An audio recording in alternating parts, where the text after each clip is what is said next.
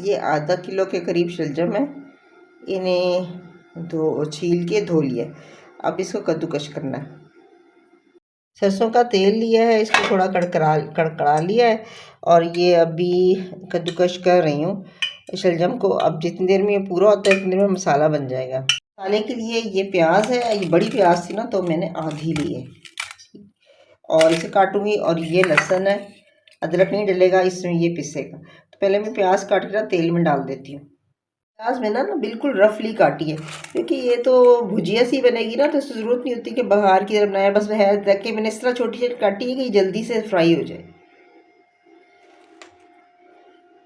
2 टमाटर हैं, इन्हें भी ना प्याज की तरह रफली चॉप करना है, रफली काटना है, छोटा छोटा काटना है चौकोर टुकड़ों में।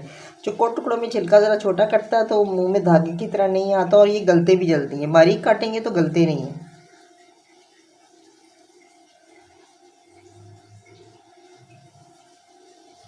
लहसुन मैंने पीस लिया है और ये टमाटर भी कट गए हैं। अब प्याज ब्राउन हो रही है, जैसे इसका रंग बदलता है तो ये इसमें लहसुन पहले और फिर टमाटर डालने हैं।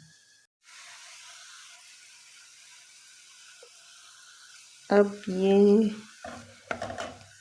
जो है ना प्याज, इसका रंग बदल गया ना, तो अब इसमें जो मैंने लहसुन पीस के रखा था ये डालना है और इसको 2-4 मिनट बस भूनना है। उस 1-2 मिनट, उसके बाद टमाटर डाल देने हैं। अब इसमें ना ये टमाटर डालने हैं। टमाटर डालने के साथ ही इसमें डालनी है हल्दी, ये 1/4 टीस्पून से थोड़ी सी ज़्यादा है और 1 टीस्पून से कम लेनी है मिर्चें, ये अपने जायके के हिसाब से, क्योंकि मिर्चें ये थोड़ा हो जाएगा सालन, ये मिर्चें तो।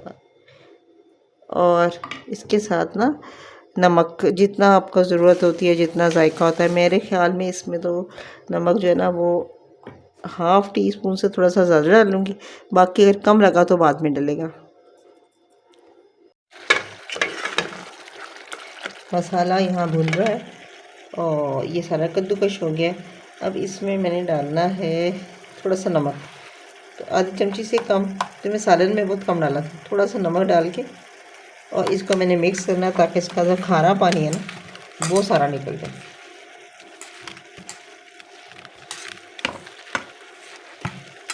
10 मिनट में ही सारा पानी निकल जाएगा इसका।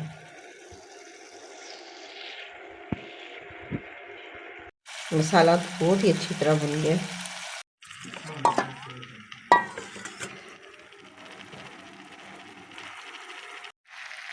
इसका इतना पानी अभी भी छूट गया, ये पानी बिल्कुल खुश्क होगा और इसमें से ऑयल निकल आएगा तो फिर ये तैयार हो।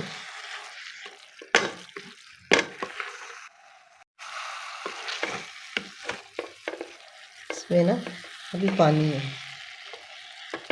अभी ये पानी खुश्क होगा और फिर ये भुनेगा। फिर इसमें जब ऑयल निकल आएगा ना तो फिर इसमें हरा धनिया डालेंगे तो ये तैयार होगा।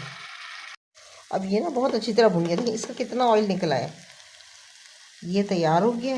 इसका जुज़्वे आज़म जो है ना इस हांडी का, वो है धनिया, हरा धनिया और हरी मिर्चें।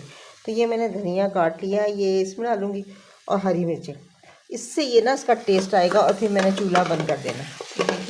ये बिल्कुल तैयार हो गया, भुन गया, इसका रंग और इसका जायका दोनों ही लाजवाब होगा। अब इसमें ना मैंने धनिया डाल देना और ये मिर्चें, धनिया इसमें मैंने काफ़ी सारा डालना, इसी से इसकी ना रौनक आती है। और बस इसका चूल्हा बंद कर देना, ये तैयार है और इसे डिश आउट कर लेंगे।